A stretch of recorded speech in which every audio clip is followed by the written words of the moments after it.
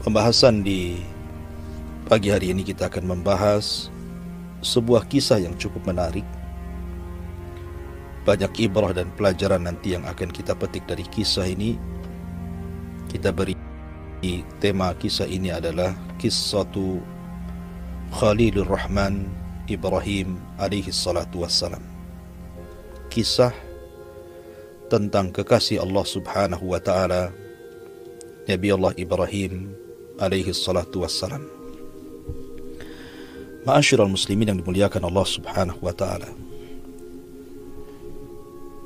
tidak ada kisah terbaik dalam Al-Quran melebihi kisahnya para nabi dan rasul. Dan para sahabat Nabi sallallahu alaihi wasallam terkadang bertanya kepada Nabi sallallahu alaihi wasallam tentang para nabi dan rasul sebelum Rasul sallallahu alaihi wasallam. Seperti yang ma'ruf dalam sebuah riwayat yang dikeluarkan Imam Ahmad dalam musnadnya dari hadis Abi Dzar Al-Ghifari radhiyallahu an, ketika dia bertanya kepada Nabi sallallahu alaihi wasallam, kam adadul anbiya, berapakah jumlah para nabi ya Rasul? Maka Nabi SAW mengatakan 124.000 nabi dan 315 rasul. Itulah jumlah yang cukup banyak yang dihabarkan Nabi SAW kepada kita. Walaupun kenyataannya tidak semua para nabi dan rasul kisahnya sampai kepada kita. Bahkan yang kita wajib imani 25 nabi dan rasul sekalipun, yang nama-namanya jelas tercantum di dalam Al-Quranul Karim, tidak semua kisahnya sampai kepada kita. Ada para nabi dan rasul yang dicantumkan namanya saja, tapi kisahnya tidak ada. Seperti umpamanya kisah Nabi Dzulkifli, kemudian Ilyasin, kemudian Al-Yasa'. Tidak disebutkan kisahnya dalam Al-Quran, walaupun disebutkan namanya. Atau hanya cuplikannya saja, seperti kisah Nabi Syuaib, Nabi Saleh, Nabi Lut, dan nabi-nabi yang lainnya. Tapi ada juga nabi yang dikisahkan panjang lebar, sampai Al-Quran mencantumkan lebih daripada 130 ayat bercerita tentang seorang nabi ini. Seperti Nabi Musa alaihi salatu wassalam diceritakan di masa kecilnya, remajanya, dewasanya, tuanya, bahkan lengkap sekali. Ataupun nabi yang akan kita kisahkan cukup lengkap dalam Al-Quran, kisah Nabi Allah Ibrahim alaihi salatu wassalam, bagaimana perjalanan hidupnya, baik di Irak, baik di Syam Palestina, baik di Mesir, ataupun di Jazirah Arab di Mekah Al-Mukarramah dan sekitarnya. Ma'asyiral muslimin yang dimuliakan Allah subhanahu wa ta'ala, kisah Ibrahim alaihi salatu wassalam adalah kisah yang banyak dicantumkan dalam Al-Quranul Karim, sehingga ada alaqah, keterkaitan antara Rasul kita yang sangat erat dengan Nabi Allah Ibrahim alaihi salatu wassalam. Contoh saja, manasik yang kita disyariatkan padanya, manasik haji dan umrah. Manasik haji dan umrah tidak lain dan bukan melainkan syariatnya Ibrahim alaihi salatu wassalam, yang kemudian menjadi syariat kita umat Islam. Dan itu menunjukkan keterkaitan antara kita dengan Ibrahim alaihi salatu wassalam. Bahkan disebutkan dalam sebuah hadis ketika Nabi sallallahu alaihi wasallam memiliki keturunan dari Maria Qibtiyah. Hadis yang dikeluarkan Imam Muslim dari Anas bin Malik radhiyallahu an, Rasulullah SAW mengatakan, wulidali al-lailata ghulam sammaituhu bismi abi Ibrahim. Ketika Maria Qibtiyah melahirkan di malam hari, maka Nabi SAW mengatakan, maka aku beri nama anak dari Maria Al-Qibtiyah itu dengan nama bapakku Ibrahim. Maka salah satu putra Nabi SAW namanya Ibrahim, mirip dengan nama Nabiullah Ibrahim alaihi salatu wassalam, karena putra Nabi SAW yang pertama Qasim, kemudian Abdullah, dan yang terakhir Ibrahim. Kenapa Rasul SAW beri nama putranya Ibrahim, salah satu dari putranya Ibrahim? Karena Nabi SAW ingin menyamakan Ibrahim. Kita tahu bahwa Nabi SAW terlahir dari jalur Ismail, dan Ismail itu putra daripada Hajar, salah satu istri Ibrahim. Dan Hajar itu adalah pemberian dari Raja Mesir kepada Siti Sarah yang kemudian dihadiahkan kepada Ibrahim.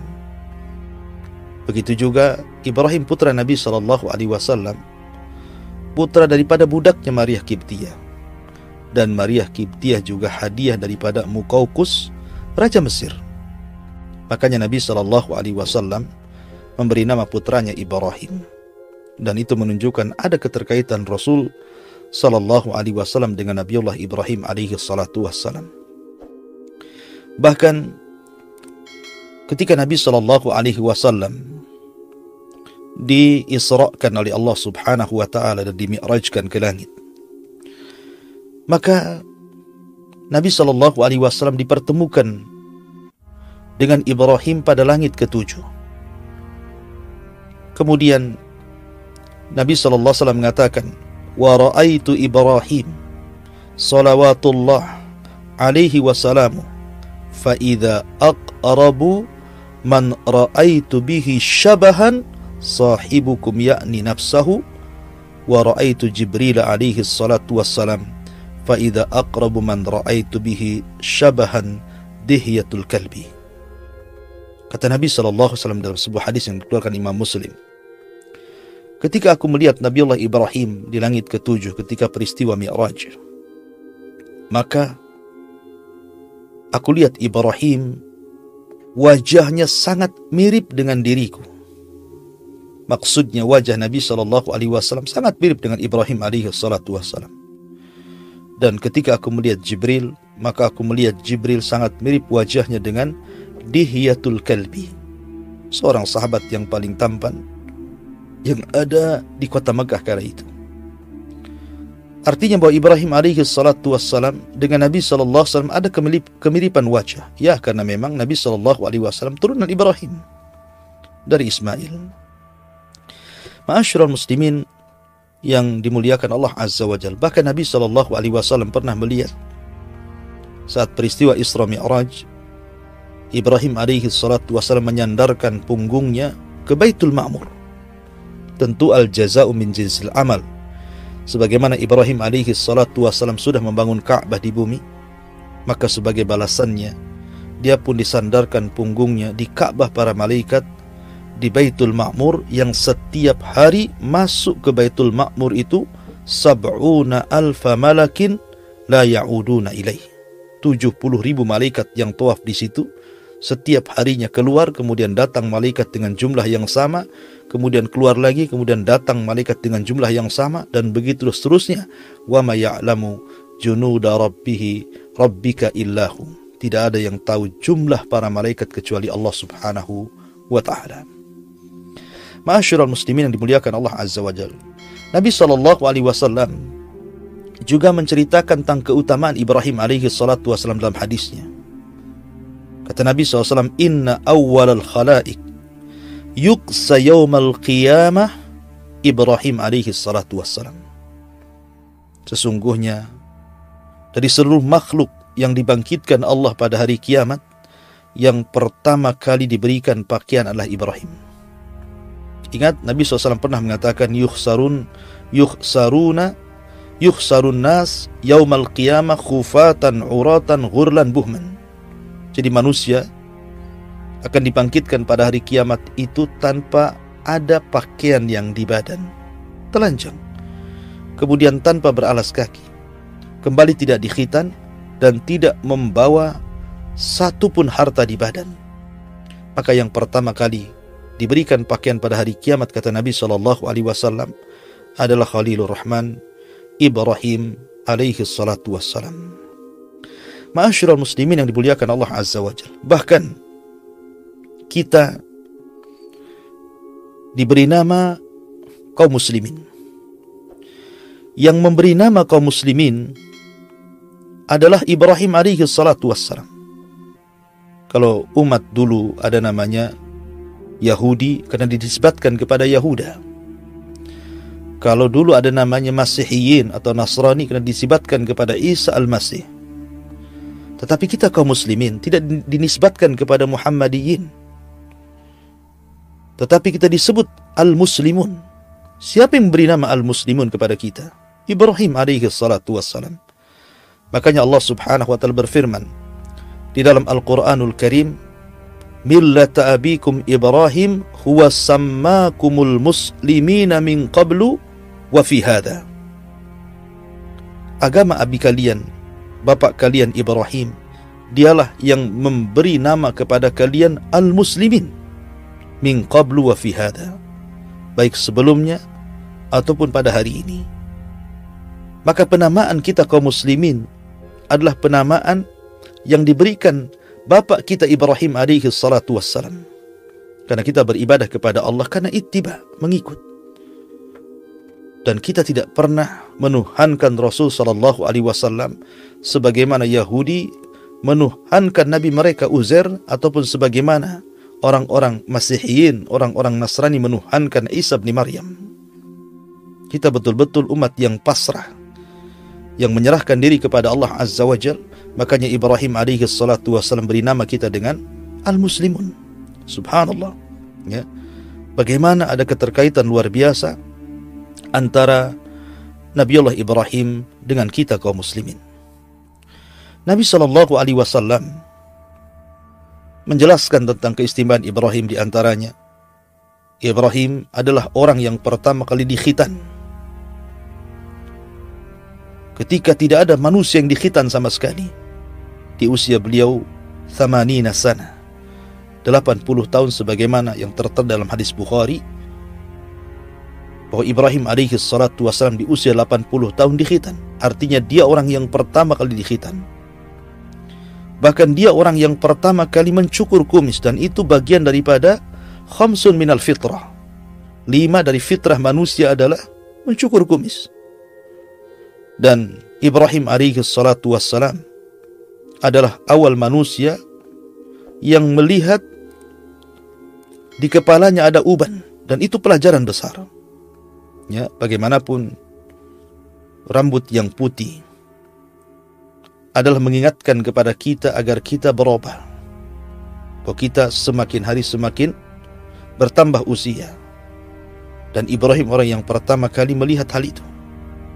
Kemudian juga Ibrahim alaihi salatu wassalam adalah orang yang mengajarkan kepada kita bagaimana iqramud dhaif, memuliakan tamu, karena dia orang yang pertama kali memuliakan tamu. Makanya disebut Abu Dhifan, bapaknya para tamu.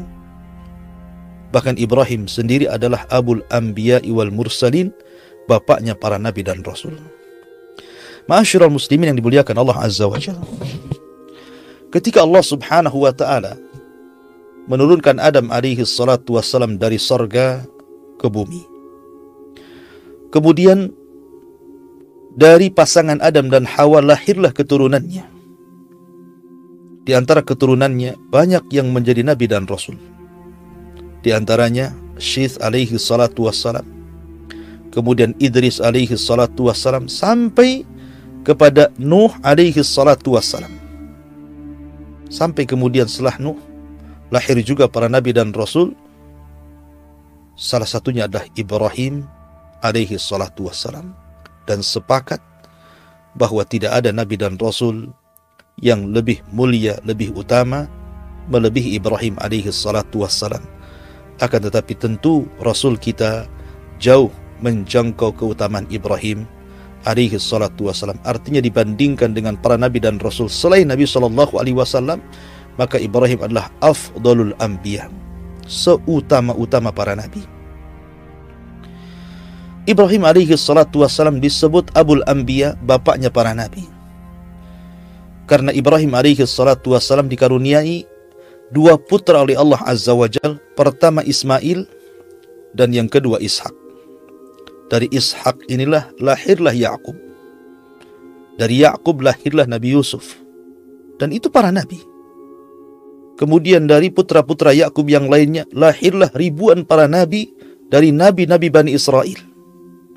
Dan Ya'qub disebut Israel. Maka seluruh keturunan Ya'qub disebut Bani Israel. Dan Il itu artinya Allah. Israel itu artinya Abdullah, sama dengan Jibril, Mikail, Israfil. Il itu artinya Allah, karena nama-nama malaikat itu maknanya adalah hamba Allah, penolong Allah, ya, makhluk yang taat dengan Allah, dan begitu seterusnya. Ya. Maka Israel adalah hamba Allah, itu nama lain daripada Ya'qub. Lah ketika keturunannya Bani Israel banyak oleh Allah Subhanahu wa ta'ala diutus kepada mereka para nabi dan rasul, sampai ada satu kampung di zaman Bani Israel yang diutus kepada mereka 2-3 rasul, sebagaimana yang tertera dalam kisah dalam surah Yasin, menunjukkan bahwa Allah berikan karunia kepada Bani Israel, banyaknya diutus para nabi dan rasul kepada mereka, walaupun kenyataannya orang-orang itu tidak bersyukur kepada Allah Subhanahu wa ta'ala. Yaqtulunal anbiya bighairil haq. Kebanyakan mereka membunuh para nabi tanpa sebab yang benar. Kemudian yang kedua dari jalur Ismail. Putra Ismail bukan nabi. Cucu Ismail bukan nabi. Cicit Ismail bukan nabi. Tetapi ketika kemudian di antara turunan Ismail sampai kepada Abdullah, putra daripada Abdul Muttalib, maka lahirlah Rasul kita Muhammad sallallahu alaihi wasallam yang dijadikan oleh Allah Azza wa Jal khatamul anbiya wal mursalin, sebagai penutup para nabi dan rasul. Adapun dari keturunan Ishak yang menutup nabi dan rasul adalah ketika lahirnya Maryam, kemudian lahirlah Isa bin Maryam. Itulah penutup nabi-nabi Bani Israel, ditutup dengan Isa bin Maryam yang Allah angkat ke langit dan akan turun di akhir zaman. Tetapi penutup para nabi dan rasul setelah Isa bin Maryam adalah dari jalur Ismail, Rasul kita Muhammad sallallahu alaihi wa ala alihi wasallam. Sebab itulah maka Ibrahim disebut Abul Anbiya, karena tidak ada satupun nabi dan rasul setelah Ibrahim kecuali nasabnya kembali kepada Ibrahim alaihi salatu wassalam. Ma'asyiral muslimin yang dimuliakan Allah Azza wa Jalla, kita bagi kisah ini menjadi 4 kisah, karena Ibrahim itu hidup di 4 negara. Pertama Irak. Ibrahim hidup di kerajaan Kaldaniun atau dikenal dengan Babil yang dibangun oleh Mahlayil. Kemudian yang kedua, Ibrahim hidup di Syam yang sekarang jantung kotanya disebut Palestina. Kemudian yang ketiga, Ibrahim pun pernah hijrah ke Mesir dan juga ada kisah di Mesir. Kemudian Ibrahim pun pernah hijrah ke Mekah Al-Mukarramah, Jazirah Arab, dan memiliki kisah yang panjang di Mekah Al-Mukarramah, sehingga Allah Subhanahu wa ta'ala berfirman, "Wattini waz-zaitun wa turi sinina wa hadzal baladil amin."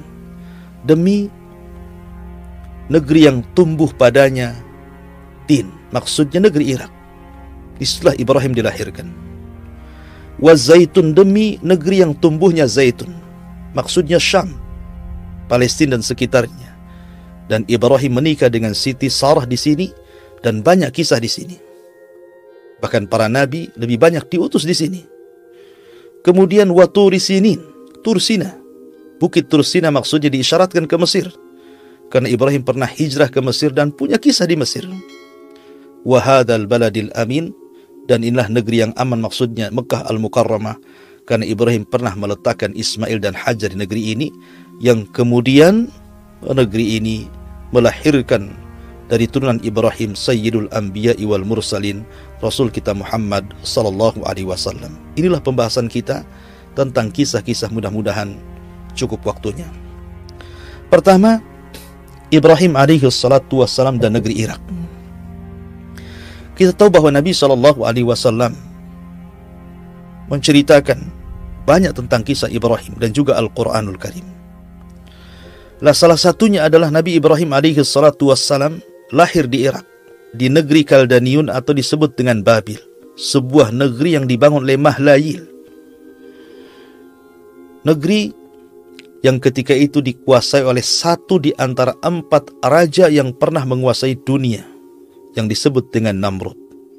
Karena ada 4 raja yang menguasai dunia, 2 beriman dan 2 kafir.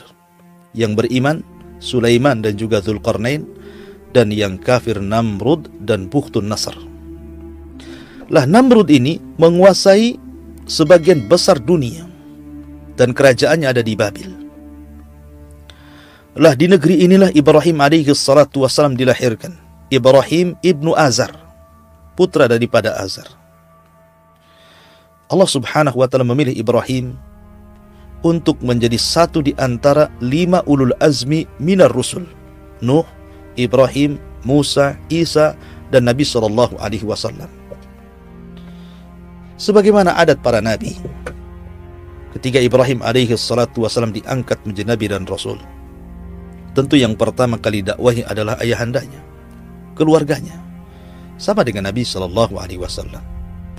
Ketika turun ayat wa angdir asyiratakal aqrabin, berilah peringatan keluarga dekat wahai Muhammad, maka Nabi SAW mengumpulkan keluarganya di Bukit Safa. Kemudian Nabi SAW mulai mendakwahkan kepada mereka dakwah tauhid, mengajak seluruh keluarganya untuk mengucapkan 2 kalimat syahadat, asyhadu an la ilaha illallah wa asyhadu anna Muhammad Rasulullah.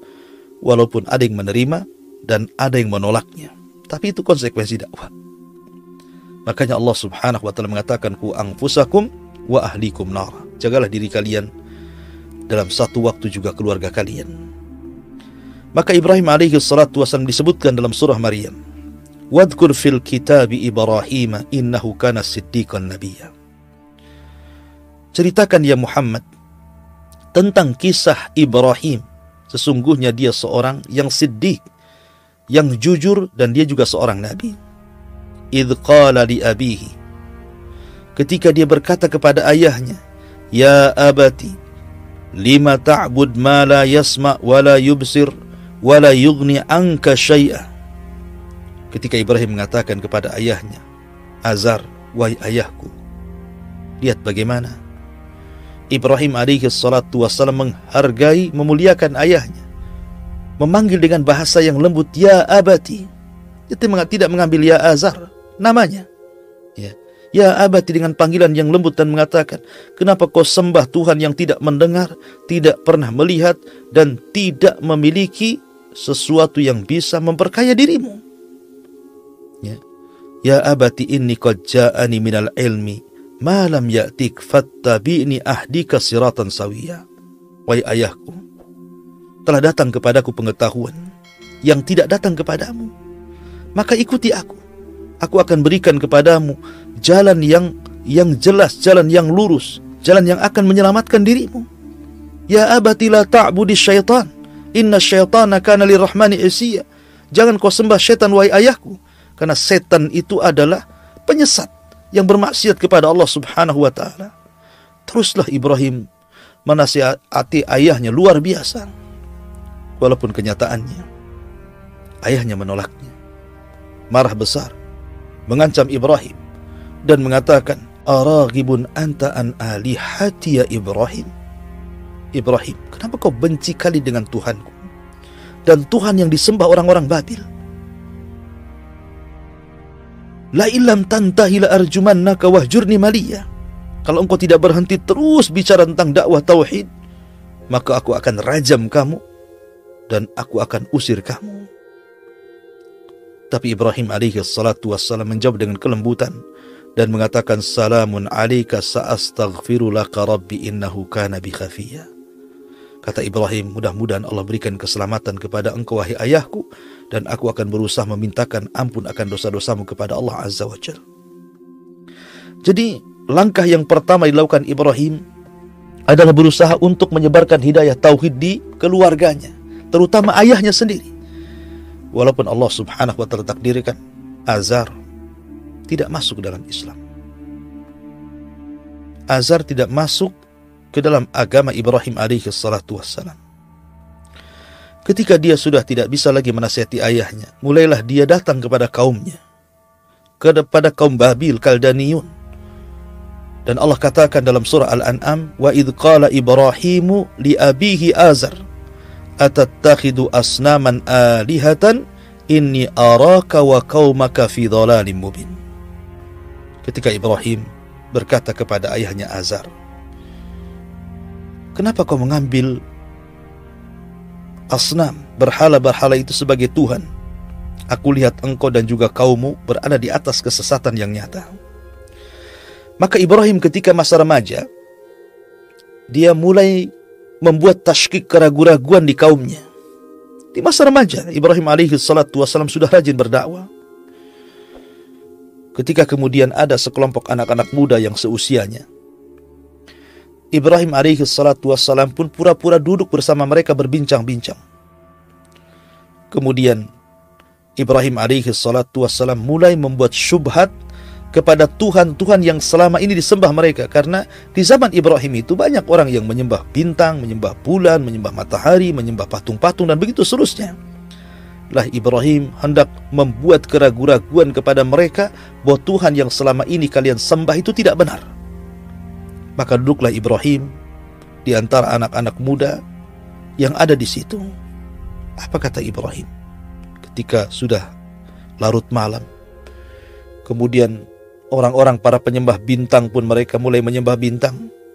Kata Ibrahim alaihi salatu wassalam, disebutkan dalam surah Al-An'am, falamma janna alaihi lailu ra'a kaukaba. Ketika malam sudah gelap, bintang sudah bermunculan, maka Ibrahim pun kemudian mengisyaratkan pandangannya ke langit melihat bintang dan mengatakan, hadza rabbi, ini Rabbku. Orang-orang mengatakan Ibrahim sudah mulai menyembah Tuhan.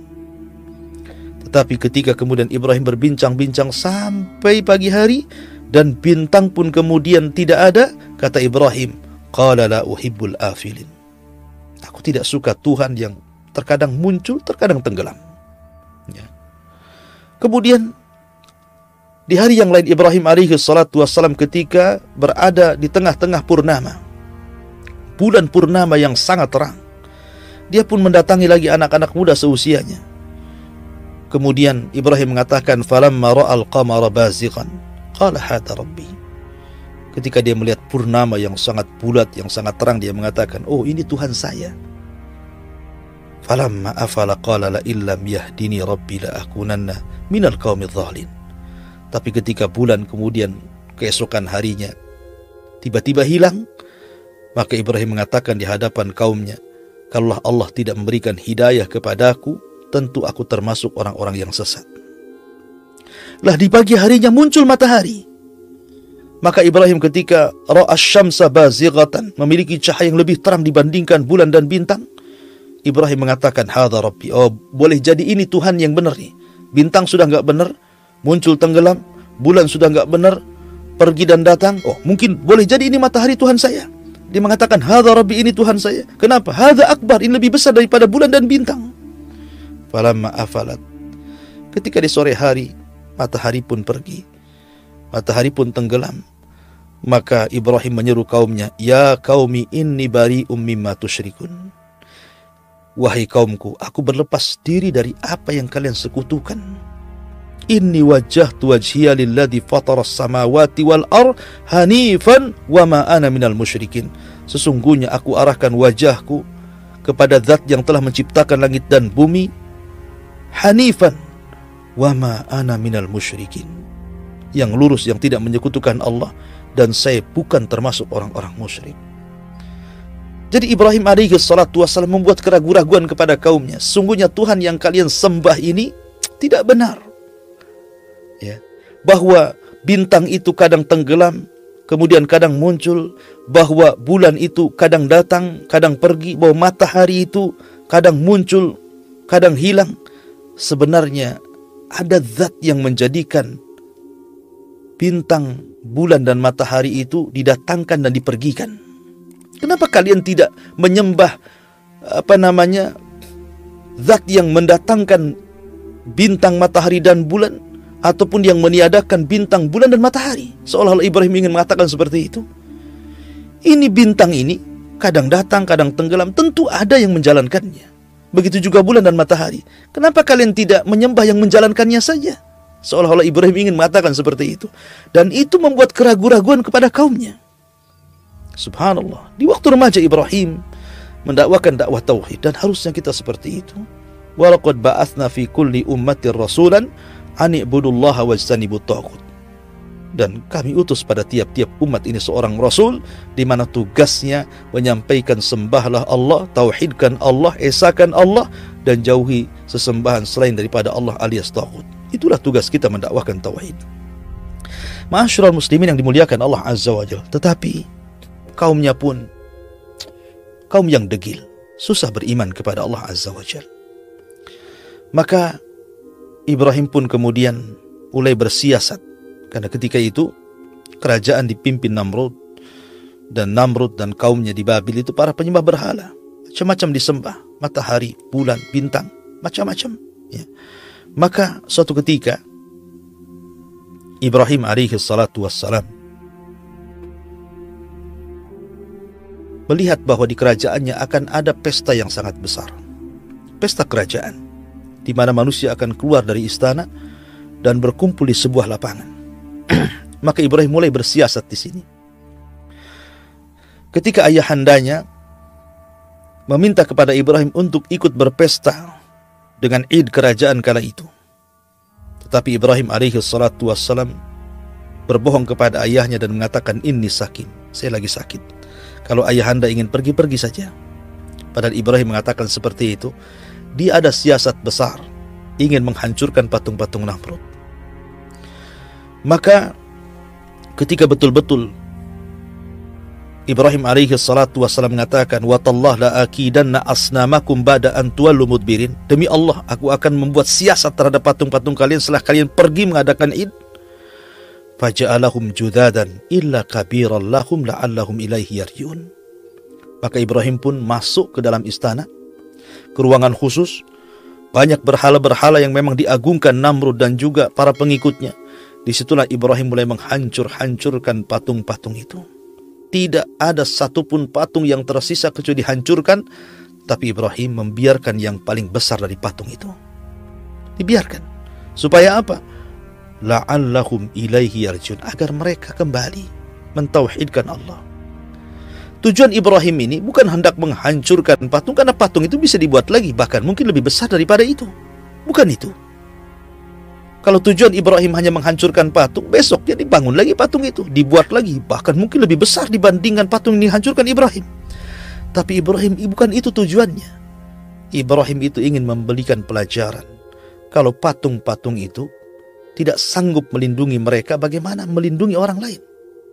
Kalau patung-patung sendiri dihancurkan oleh Ibrahim, tidak sanggup melindungi mereka, bagaimana akan kemudian melindungi selama ini menyembahnya?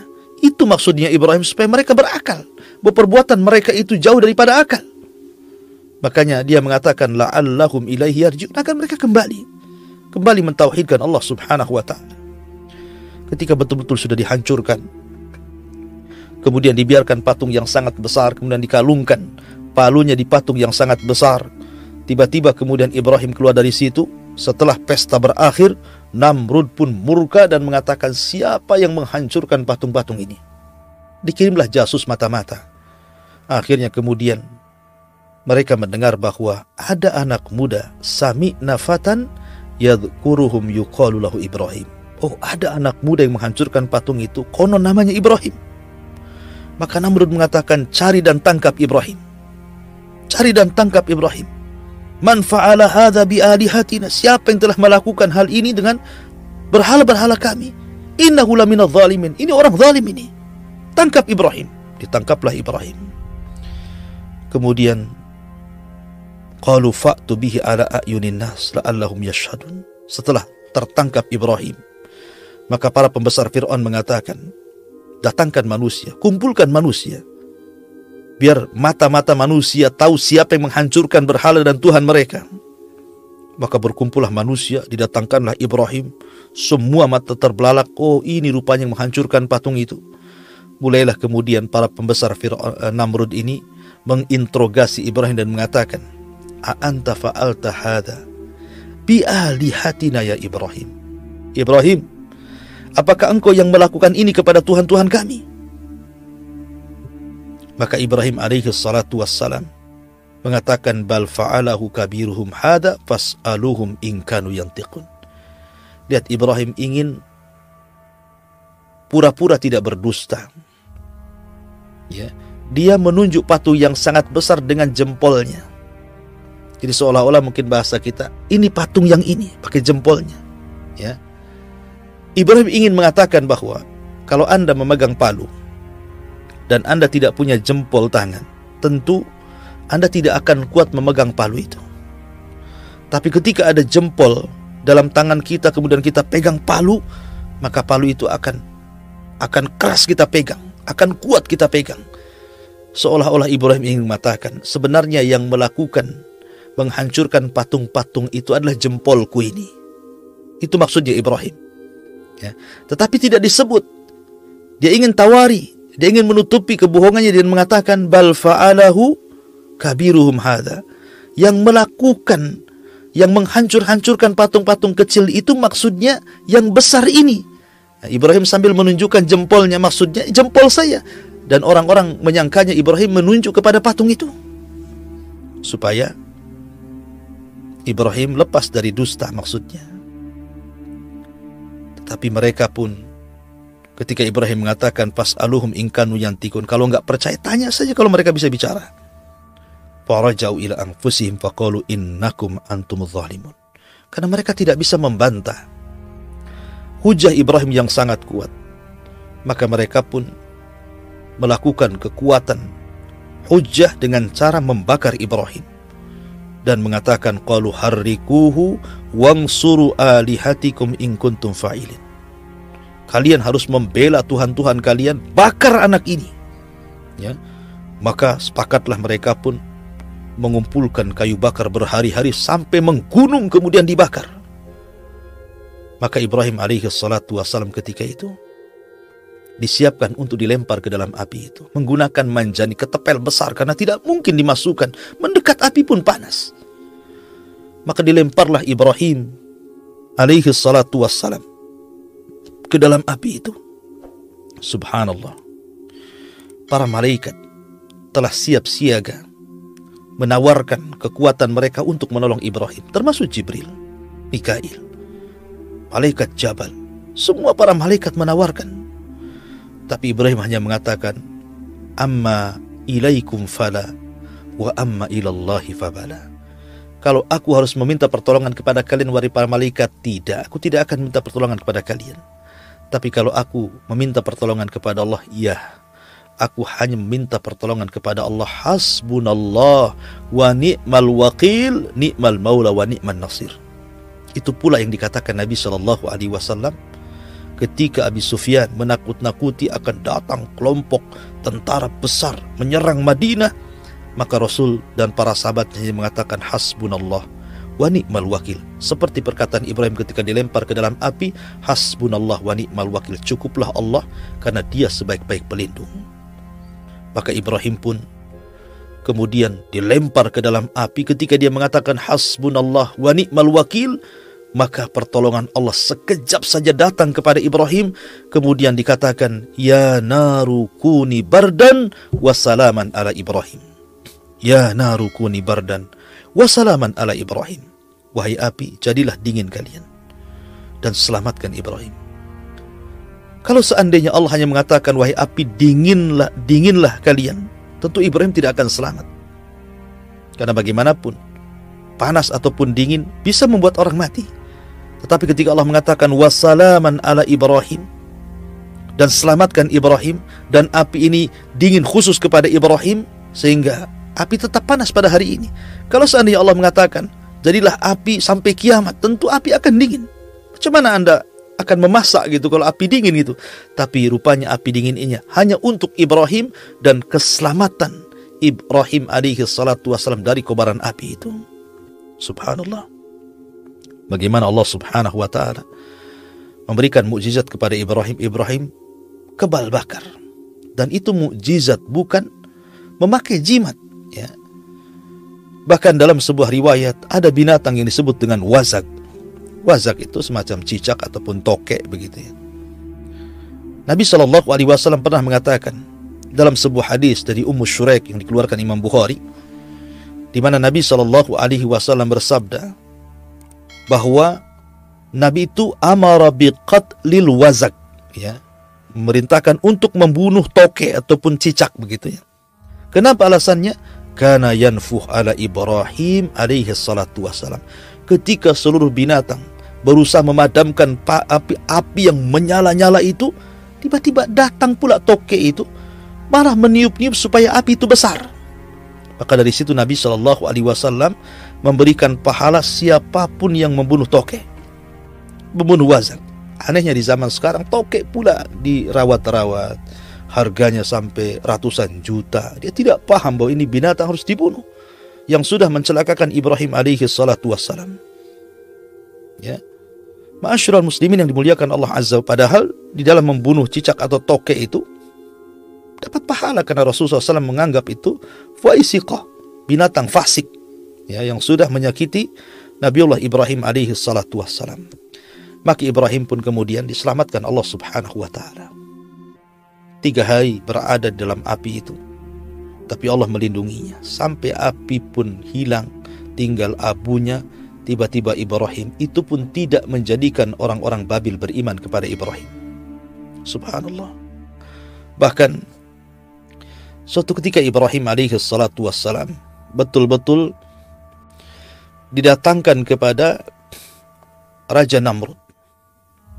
Didatangkan kepada Raja Namrud, kemudian diajak berdebat soal ketuhanan. Soal ketuhanan. Tetapi Namrud mengatakan, ini uhyi wa umit. Katanya, saya bisa menghidupkan dan matikan. Saya bisa menghidupkan dan matikan. Dengan cara apa? Mendatangkan 2 tawanan, yang satu dibunuh dan yang satu diselamatkan. Kata Namrud, lihat, ana uhyi wa umit. Saya bisa menghidupkan dan matikan. Yang satu saya matikan, yang satu saya hidupkan. Tapi Ibrahim memiliki hujah yang kuat. Walaupun dia mengatakan bahwa Rabbnya bisa menghidupkan, matikan, maka Namrud berusaha untuk mendebat seperti itu. Tapi Ibrahim punya hujah lebih kuat daripada itu dan mengatakan, sesungguhnya Rabbku ya'ti bisyamsi minal masyriq fa'ti biha minal maghrib. Namrud, kau bisa menghidupkan, matikan, oke. Tapi sekarang Rabbku, dia menerbitkan matahari dari arah timur, kau terbitkan dari barat sekarang. Fabihital ladzi kafar. Orang kafir tidak bisa membantah Ibrahim. Makanya Allah memuji kecerdasan Ibrahim di dalam Al-Quranul Karim. Bagaimana perdebatan dia dengan Namrud. Tapi dari sini, ma'asyiral muslimin, kisah Ibrahim di Irak ini memang cukup panjang. Dan dakwahnya memang susah untuk berkembang. Persis seperti Nabi SAW. 13 tahun di kota Mekah. Tidak berkembang. Banyak dimusuhi orang. Ditekan, difitnah, dibuli, diancam, bahkan hendak dilakukan pembunuhan dan juga pemenjaraan kepada Nabi SAW. Itu pula yang dirasakan kakek Rasul SAW, Ibrahim alaihi salatu wassalam, ketika di Irak. Dari situlah dia akhirnya hijrah dari Irak ke Palestina. Bagaimana kisah Ibrahim di Palestina, bagaimana kisah Ibrahim di Mesir, bagaimana kisah Ibrahim di Mekah, tentu ini kisah yang cukup panjang, tidak mungkin dikisahkan dalam satu waktu. InsyaAllah kita akan bersambung kisah ini pada minggu depan. Mudah-mudahan ada manfaatnya. Sebelum saya tutup, saya kembalikan kepada moderator.